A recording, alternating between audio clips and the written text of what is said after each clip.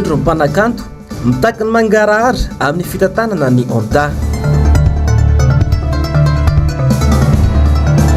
Fitetezam-patra ataon'ny filoham-pirenena tako anatanteraka ireo minisitra efa mamofopofona fampielezan-kevitra mialohan'ny fotoana. RMDM faritany Mahajanga vonina trany anoy tolona.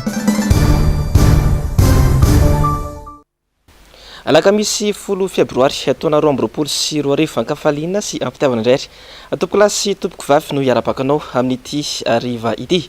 Tonga soa indrainao atao anatin'ny fampirahalam-baovao ny fahitalavitry ny MPS ka manasanao ampanajana sy ampitiavana tenako anaraka izany hatramin'ny farany. Vaovao ny kolontsaina avy hatrany tokony olona malala ny marary ny mpanakanto no apetraka hitantana ny ofisy malagasy du droit d'auteur na ny OMDA hoy ny vondron'ny mpanakanto raha naneho ny heviny androany mahakasika indrindra ny fanalana ny taleny ity ofisy ity. Ny 70 isanjato ny vola mihodina ao anatin'ny OMDA dia volan'ny mpanakanto avokoa ka takin'izy ireo ny anatsarana ny fitantanana ity ofisy ity. Onja lalàna raha navy manana sy Mateo Prince.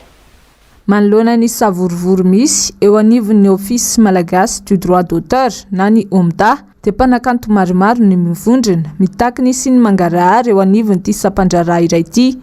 Takin'izy ireo amin'izany ny fanatsarana eo amin'izony mpanoratra na ny droit d'auteur, ny fanatsarana ny fomba fiasa ary koa ny sy ny mangarahara eo amin'ny fitantanam-bola ao amin'ny OMDA. Anisany notsindriny ny vondron'ny mpanakanto ny ampiakarana ny tamberim-bola azo avy amin'ny fandefasana hira amin'ny haino aman-jery. Tsy misy afa-tsy 700 ariary ihany manko no vola azon'ny mpanakanto amin'ny fandefasana ny hiran'izy ireo. Io tah io izay ambany raha mihoatra ny amin'ny firenena hafa. Fa ny fanatsarana izay tian'ny artista atao dia ny fangaraharaana mba sy ny mangarahara ary mba hoisy fifandraisana tsara ny mpanakanto rehetrarehetra izay membre amin'ny OMDA amin'ny lafiny fitsinjarana rabola. Satria manko maro mimenimenina amin'ny artista sasany misy miteny hoe zay tsy normal nefa mety matetika ny communication tsy mety. Misy ny lalànao amin'ny OMDA tsy maintsy mamenifisanao, tsy maintsy manao an'izao rehefa manao spectacle mba azahoanao ny volanao any. Fa raha anao tsy mameno an'izay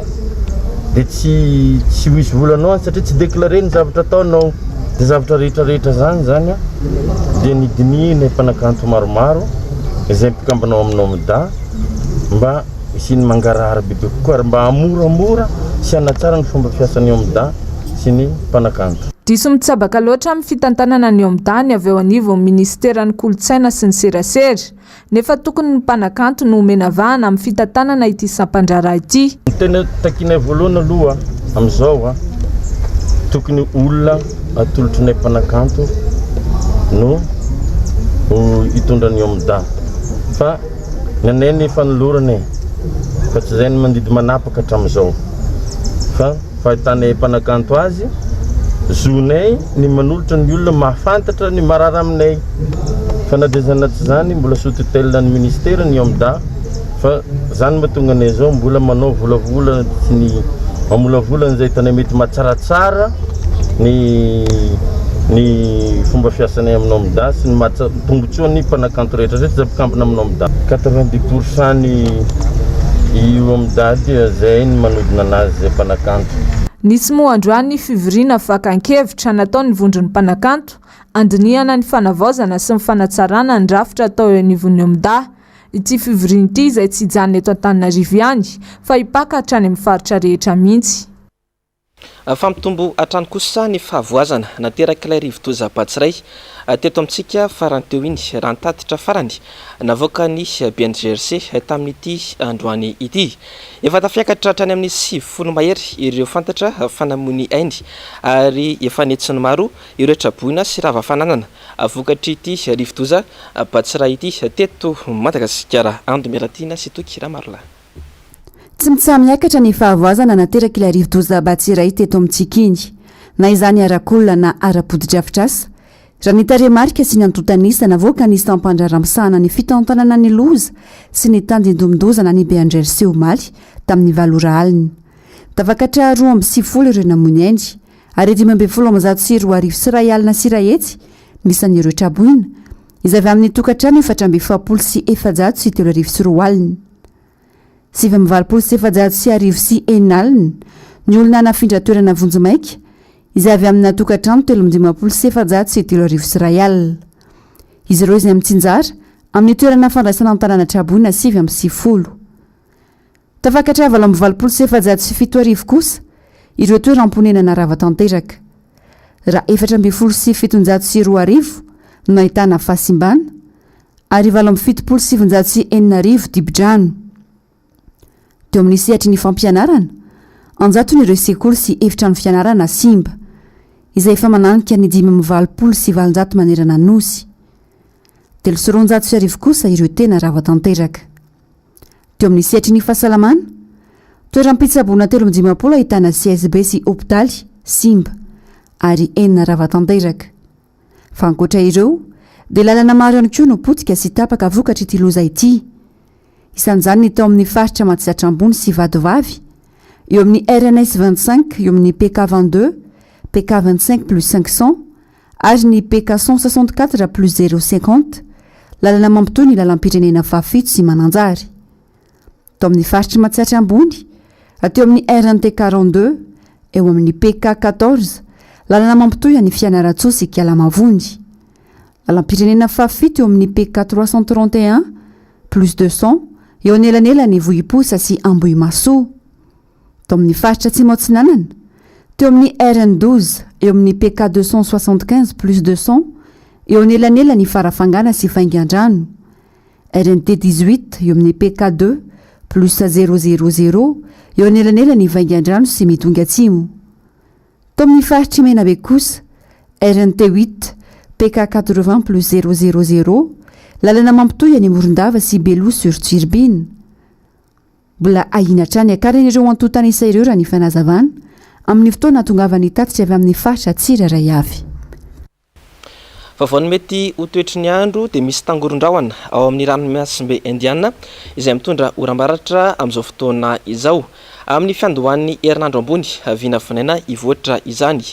noho izany indrindra dia tombanana isy ny fiforonana andro ratsy manomboka ny alahady 13 Febroary 2024 ho avy izao amin'izao fotoana izao dia mbola sarotra ny manamarina ny mety isy ny fiantraikany mivantana any avaratra sy avaratra tsinanana satria mbola aray maso ity andro ratsy ity na izany aza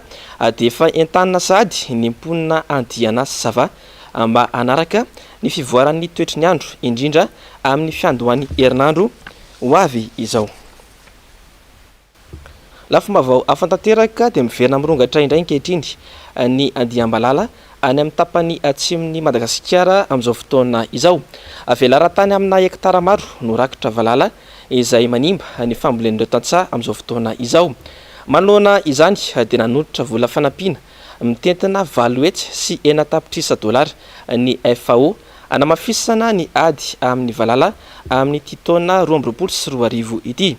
fambolena eo amin'ny velaran-tany mirefatra any amin'ny 4 hetsy hektara no mety ho potika tanteraka raha toa tsy misy ny fandraisana fipetra aingana ahina ny ampitombo ny tsy fanjari-tsakafo any amin'ireo olona any amin'ireo faritra voakasika ity olana ity raha tsy voafehy aloha no maharelatra ireo andiana kijeja izay tazana amin'ny toerana maro indrindra any manja lafomavaon'ny sosialy no entsika manohy ny fotoana amin'ity ariva ity notokanana androany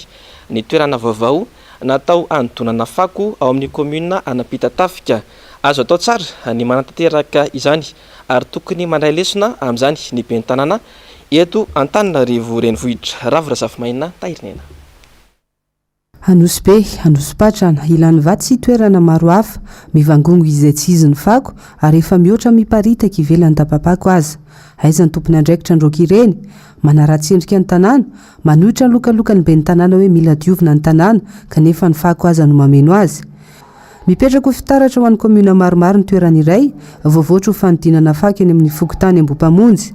Ny fako anatin'ny komuna Pitatafika no entiny ety, ahodiny ho zezika. Ariary isan-taona isan-tokantrano alain'ny komuna izay maka ny fako isan-tokantrano. Ray taon'ny isan'andro no avadika zezika ary amidy 200 ariary ny 1 kilao. fianakaviana manodidina ny arivo isa eo no voakasika izany hatreto ao anatin'ny commune dia mitony kosa ny faharetany tetika asa ato no araraka izy io amin'ny resaka compostage tahaka izao moa dia misy ny antsoina hoe marche en avant zany hoe maloto ny fako miainga avato ato amin'ilay izy voatonga iny zany dia triena dia atao en andain izy io dia mandroso tsikelikely manantona aniry magasin iry efa manomboka madio izy zany na hoe stabiliser dia hiditra en phase na maturation ao anatin'ny magasin de stockage iry tazantsika ariry zany dia magasin de stockage na salle de maturation rehefa masaka avao kosa izy dia ho amidy ary ato tazantsika ato ny vavahady ivoan'ny produit fini tazantsika ato afara kosa dia ny birao ho an'ny mpitantana ny toerana sy ny birao entina ikajina izao materiel hitantsika izao misy moa zany satria ny compostage dia mila rano be dia misy ny fagnanangonana ny rano izay tazantsika mitandahatra anankitelo atsy kofa manana incinerateur isika ho an'ny fraction tsy mampidi-12 azo dorana dia hodorana ao izy tazantsika atsambadika atsindray misy bassin de rétention zay ao izy io zany dia ametrahana anireo fako mampidi-12 izay tsy azo aparitaka fa ho stockenao izy aloha mandra-piandro hoe inona no anaovana azy ohatra ny pile sy batterie zany ireto box kely anankitelo reto indray dia natao ametrahana an'ireo akora mbola azo ampiasaina ohatra ny tavoahangy stockenao izy aloha zany mandra-piandro anireo izay mety ampiasana azy mbola manano sarotra hatreto ny manentana ny olona hitsinjaran'ny fako ny ahafahana manamora ny fanontonana ny fako eo ihany koa ny fahazaran'ny sasany manary fako eny an-dalana na anaty tatatra ny fitsinjovana fahasalamana ary ny fikajiana ny tontolo iainana moa no antony nanaovana ny tetika asa tanàna madio ary olona salama ny tanjona vaovao avy any Ambatondrazaka dia misedra orana goavana ireo mivelona amin'ny voly mananasy ao amin'ny tapana andrefana loatra amin'izao fotoana izao mikatso tanteraka ny tsena kamy andrandra fanampiana ireo tantsaha niry andrenarivony MBS Ambatondrazaka akoatra ny famolembary dia anisy fotom-piveloman'ny mponina ao amin'ny tapany andrefana loatra ny resaka voly mananasy misedra olana nefa izy ireo ankehitriny satria mikatso ny tsena raha manodidina ny 10 taona isan-kerinandro teo aloha ny mananasy mivoaka avy ao Ambodirano ankehitriny zara raha misy 3 taona sisa ny volana Desambra hatramin'ny volana Martsa no fahavokarany izany mananasy izany fa mitantara ireo olana menjady amin'izy ireo mivelona amin'ity voly mananasy ity somary raha tsisy tiana mihitsy zay zao na eto aminay koa mamotaka be dia tsy mijanona eto aminay mihitsy ny tôbily ny andro koa anatin'ny vantilora mifahavaratra dia tsy dia manambola ngamba le mananasy zany efa tsy dia misy norana dia tsy dia mitombo firy ny mananasy tsy dia misy teknika loatra moa ny ety ambanivohitra koa mbola tsy dia manana fanatsarana an'le fambolena anazy eto amin'le latabatra fivarotanay zany mba mila fanamboarana fa rehefa avy norana dia ny fotaka mamotaka be ny lalana dia tonga dia aty amin'le fivarotana daholo ny fotaka mandeha dia na le tôbily janona eto aminay arakamy satria mamotaka beto amin'le devan'le fivarotana aloha raha isy tadiny andre izay olana ireo mivelona amin'ny volony mananasy izay raha dia toy ireo etaeta hatramin'izay zay lasa toy ny rano atendeha tambosiny kanakana fantrangana aitrano io maraina io tokony tamin'ny anoratano any tao tsy mena tsy voalohany andrefana tany Toliara trano iray atao mpivoatanana ny may ka nihitatra tamin'ny trano teo akaikiny ka namay ny tafony tsy fantatra mazava ny niandohan'ilay afo fa raha ny vaovao avy any an-toerana dia circuit de charge ana finday anankiray no may ka nahazo ilay chargeur ary nihitatra noho ny avy eo misy ihany koa nefa no milaza fa ny compteur na jiro mihitsy no nipoaka ny fandrimbona moa ny mponina teo amin'ny manodidina amin'ny famononana ilay afo tonga tena toerana ny mpamonjy voina saingy sahirana ihany noho ny ateren'ny lalana voatery mijanona tany amin'ny 20 metatra miala an'ilay toerana efa voafeo kosa moa ilay afo saingy rava tanteraka levon'ny afo ilay trano sy ny entana tao anatiny saingy tsy nisy kosa aloha ny ainana fohy tamin'ity lozantranga tany Toliara ity fa ny fanampiana ireo olona niara-nitsindra azo lena no tena nampiavaka any maître Willy Razafinjatovo fantatry ny maro amin'ny solona anarana hoe maître Olala teo ampanatanterahana ny asany fony fahavelony. Nanamafy ireo mpiara-miasa aminy tamin'ity androany ity fa tsy avelan'izy ireo ho raraka an-tany ny sovitan'ity olomangany ity firenena ity fa hotohizany hatrany izany. Onja lalaina raha navy manana sy Mateo Prince. Anisan'ny nahafantarana sy nampiavaka ny maître Willy Razafinjatovo na i maître Olala ny fiarovana ireo madinika sy arany tsindriazoleny eny anivon'ny fiarahamonina. Io toetra miavaka io izay hotohizan'ireo mpiara-miasa aminy ao amin'ny kabine izay notantana ny fony fahavelony. Vonina ny olon-tanana ireo izay niarany tsindriazolena ka lasa manana raharaha eny amin'ny fitsarana ireto mpiara-miasa aminy ireto mba ho fameloma maso hatrany ny anaran'ity olomangany firenena ity. Heverinay fa tsy lasa danja. Ny antony ny aisany na lalan'ny olona ny maître Willy Razafinjatovo dia ny fanampiana ny sahirana, ny voan'ny tsindriazolena ary ny anjadiny tsirarina. Zahay tsy hiambo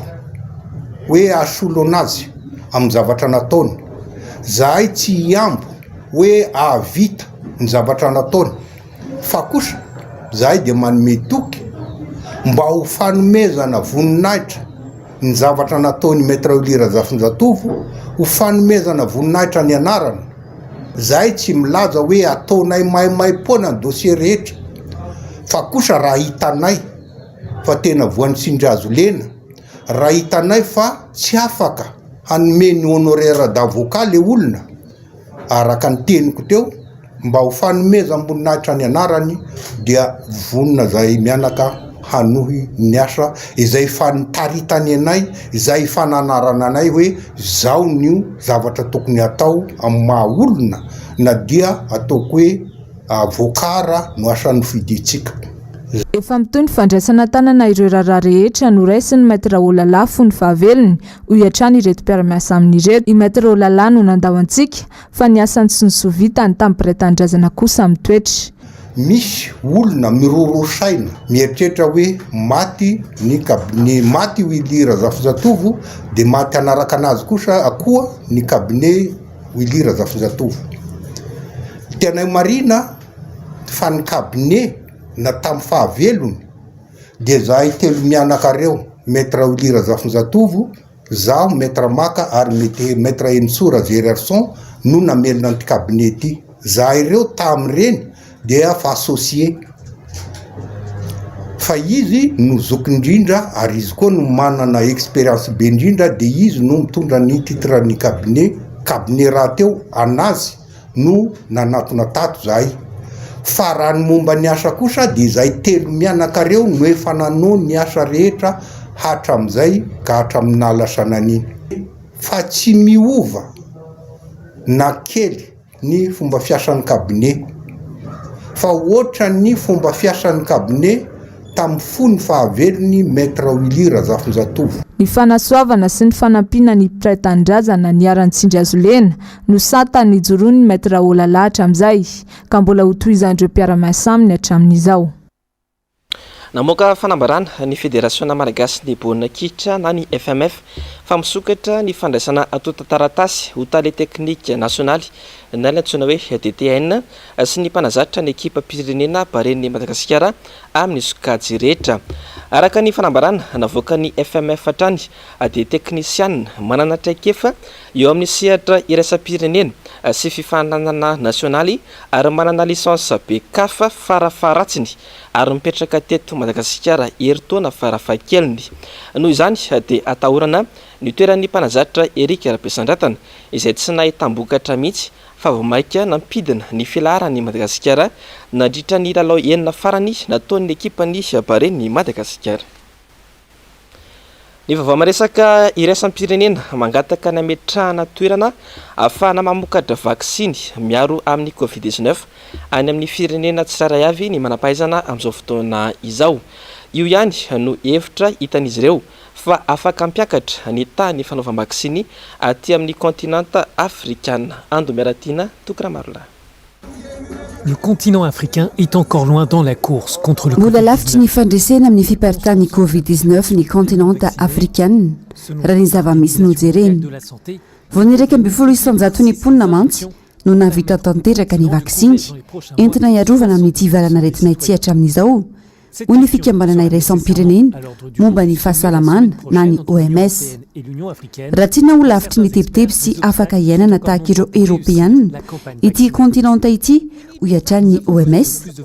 dia mila ampitomboina avo eniny ny fahavitriana amin'ny fanatanterahana izany ahatratrarana ao anatin'ny fotoana vitsy ny 700 ny ponina vita vaksiny ho atao laram-pameana ao anatin'ny dinika izay ho tanterahana ny herinandro avy izao mandritra ny fionany amin'ny vondrina eropeanina sy vondrina afrikanina ny mahakasika izany mbola maro ny sakana tsy ahafana manao vaksiny hoy ireo manampaizana sasatsasany mila vaksiny betsaka izahay satria eo ny olana amin'ny fitehirizana azy fa indrindra ny tokony anaraha-masony amin'ny toe-pahasalamana sy ny fahazoana misitraka izany amin'ny tsirairay tokony apetraka ny toerana fa ny firenena tsirairay mamokatra ny vaksiny mba tsy ampanano sarotra izany ka hitrahany rehetra amin'ny fotoana mahamety izany hoy ity manampaizana iray ity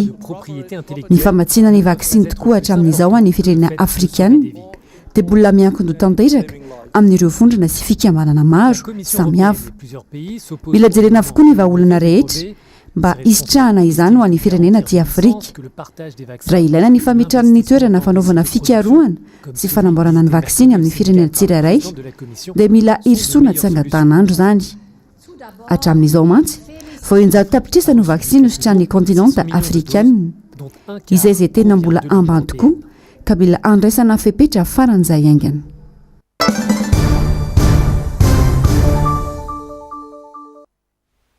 fanampahafantarana tamin'ny fomba ofisialy androany tamin'ireo mpikatroka eo anivon'ny RMDM faritany Mahajanga ireo andraikitra samihafa iantsoroan'izy ireo ny vohitra nandritra izany fa vonina hatrany ny anontolona indrindra mahakasika ny raharam-pirenena ankehitriny ireto mpikatroka ireto saika nahitana solotena avokoa moa ny faritra rehetra nandritra ity fotoan-dehibe ity samy mamonjy MBS Mahajanga napafantatra andreo mpikatroka ny RMDM atao anatin'ny faritany ny vice-président national aty amin'ny faritany Mahajanga madame Sophie mandridina ny andraikitra zay saniny amin'ity RMDM ity tonga teto avokoa ireo asolotena avy any faritra maro samihafa izay namonjy an'ity fahafantarana ity vonina ihany koa ny anointolona hatramin'ny farany izy ireo indrindra amin'ny zavatra mitranga sy mianjady amin'ny firenena amin'izao fotoana izao ary vonina ihany koa hiakatra andrenivohitra Madagasikara amin'ny zavatra rehetra atao indrindra fa fampandrosoana ny RMDM sy aty amin'ny faritany ary ny faritra boina noho izany manendro foloalefitra faritany Mahajanga RMDM eo anivon'ny Bureau national RMDM ani madame Sophie Aralala Soamarta araka ny fifidianana natao teto Belair omena azy ity ampiasaina amin'izay mety ilana azy Antananarivo fa 7 Novambra 2024 ny nanao sonia dia reto bureau politique ny RMDM dia Andriamatoa Alain Andriamseza vice-président national Antananarivo Andriamatoa Tabera Andriamanatsoa vice-président ny Fianaratsoa Andriamatoa Tsarahame Edouard vice-président ny Toliara ary Ramatoa Ramalason Olga izay tima mitambatra ao anatin'ny RMDM izay zany tena nazahoana ity fitondrana ty ary natonga anay hitondra ny RMDM eto Mahajanga tsy nataotao foana fa tena fifidianana ara-demokratika nazahoanay mitondra ity RMDM ty akoatran'ireo avy any faritra maro samihafa dia tonga nanatrika ihany koa ny tanora ny RMDM eto Mahajanga voalohany izay afanampo maro no nangatahany dia mba hipisy antolony sy ahafahan'ny tanora mandray andraikitra amin'izany fitolomana anavotana ny Madagasikara sy ny tanora eto Mahajanga izany fa zay moa tonga avy eto zay pare vonina fa ahina ho ataon'ny filoham-pirenena tohatra fiakarana amin'ny fitadiavana famatsimbola indray ireo ny arambona hoy ny sonom-bavam-bahoaka Alain Ratsimazafy tamin'ity androany ity takona tanteraka ihany koa ny ministry ny mponina izay tokony ololarana amin'ny fanomanana ireo fanampina Ravirazafimahenina sy Tahirinena Ranarynirina miverina indray ny fanambakana ny madinika ataon'ny mpitondra fanjakana samy natadidiny rehetra fa nahazona vola be ny kere tany atsimo ary nirotsaka mihitsy ny filoham-pirenena nidina tany an-toerana nijery ny zava-misy ary fizaozahoana nitondra fanampiana. Tsy nisy alony mangarara tamin'ireo vola fanampiana azo atiany tanteraka ireo trabonany atsimo ary ny akamaroany aza ny ala tany an-tanindrazany. Izao indray mitety faritra ny filoha mizara sakafo vonjy tavanandro ary miantso vonjy mitady fanampiana fa hoe sahirana ireo trabona ary tsy manambola amin'ny fitondram-panjakana. Atao tohatra fiakarana ve izany ireo hiarambony eto amintsika? Aiza ny ministra ny mponina no tsy afaka mizara fanampiana? Asay fa ho avy ny fifidianana manaraka dia efa manomana izany sady ny filoka ampanginina avokoa ireo ministra. Misy andraikitra somary mifanitsaka ihany ao satria hitantsika fa misy ny ministera izay misahana ny mponina kanefa amin'ny zavatra hita amin'izao fotoana izao dia ny filoham-pirenena mihitsy no midina any toerana mitondra ny fanampiana ho an'ny vahoaka trabony.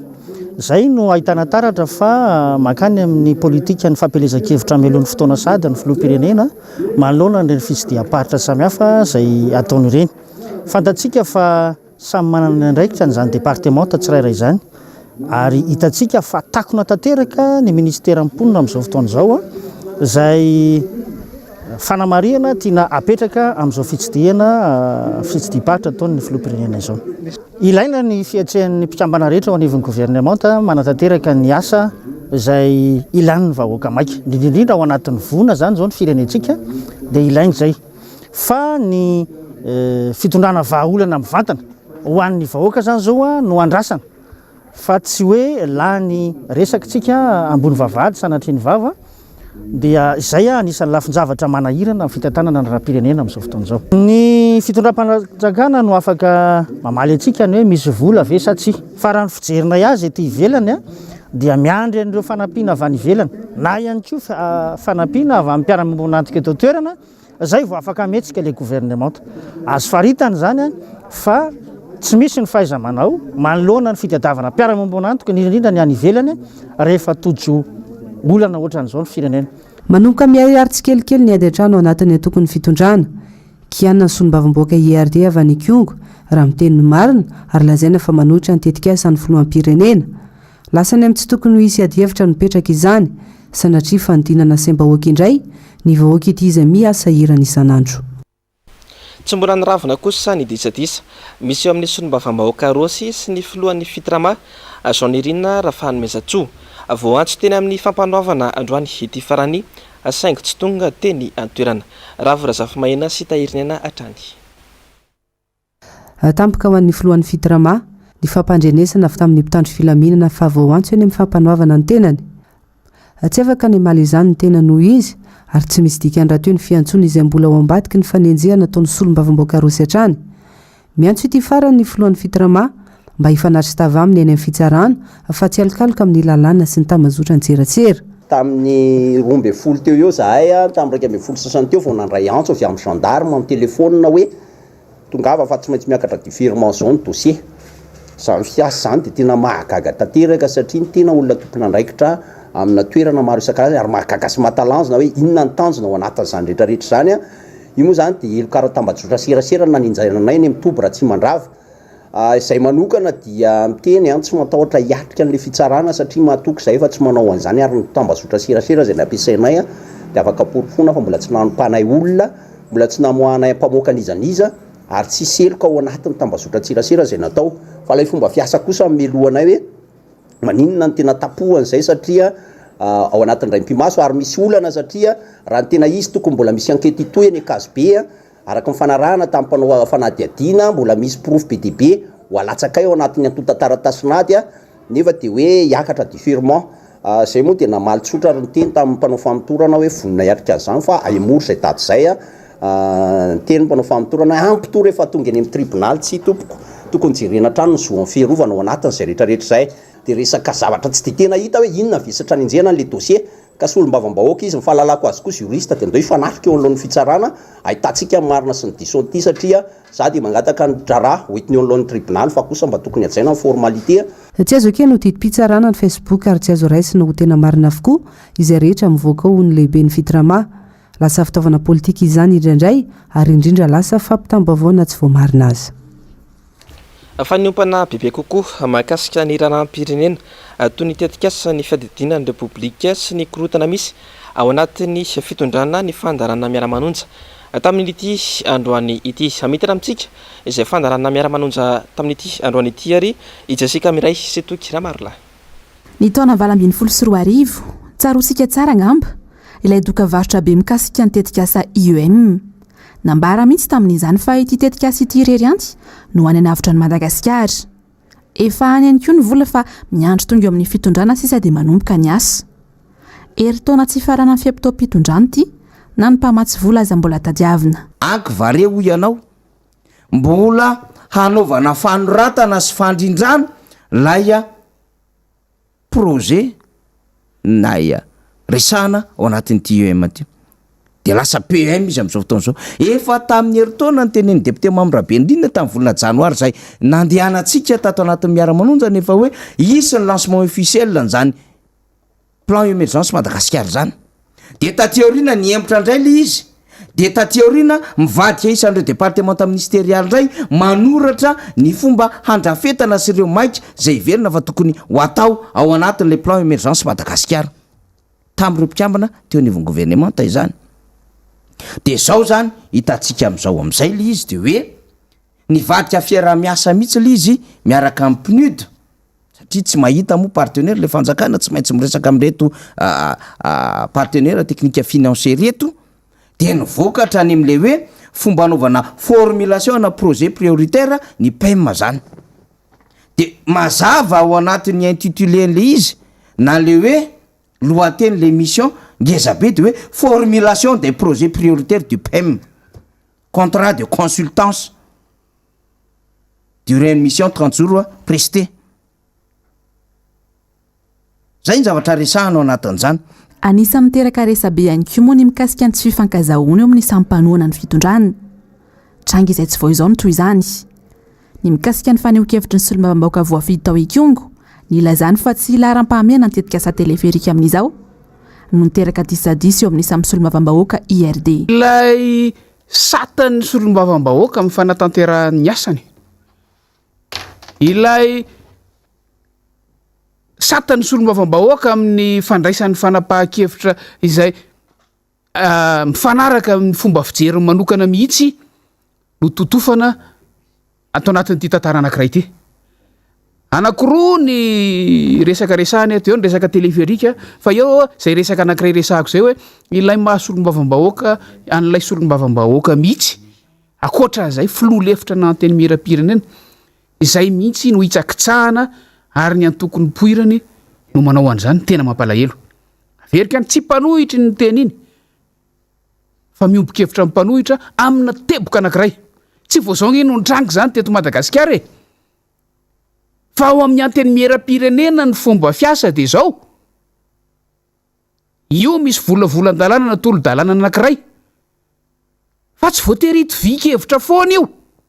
na ao anatina vondrona parlementaire anankiray ary tsy misy lalàna mihitsy miteny hoe isaky vondrona parlementaire amin'ny fandaniana lalàna tsy misy lalàna mihitsy na ny fitsipika anaty mife ny anteny miram-pirenena aza miteny hoe rehefa tsy mitovy hevitra amina solombavambahoaka hafa ao anatin'ny vondrona parlementaire azy misy azy ny solombavambahoaka anankiray dia diso anisany noresana tao anatin'ny fandaharana ihany koa moa ny mikasika ny fifamoivoizana eto Madagasikara izay tao lasa zary fanararotana hoy ny miara-manonja fa eo ihany koa ny ady aniovin'ny fitondrana sy ny tsy fahaiza mitantana ny fandarana global news avy hatrany no arainao aorin'izao fampalalam-baovao izao aorin'izay kosa no anarainao ny fandarana ahona marina ary aorin'izay fandarana anankiroa izay no anarainao ny oronan-tsary mitondra ny lohateny hoe Febroary ny sampana fampalalam-baovao dia misaotranao ary mame fotoananao ho amin'ny rampitso indray tompoko lasy tompoko vavy veloma tompoko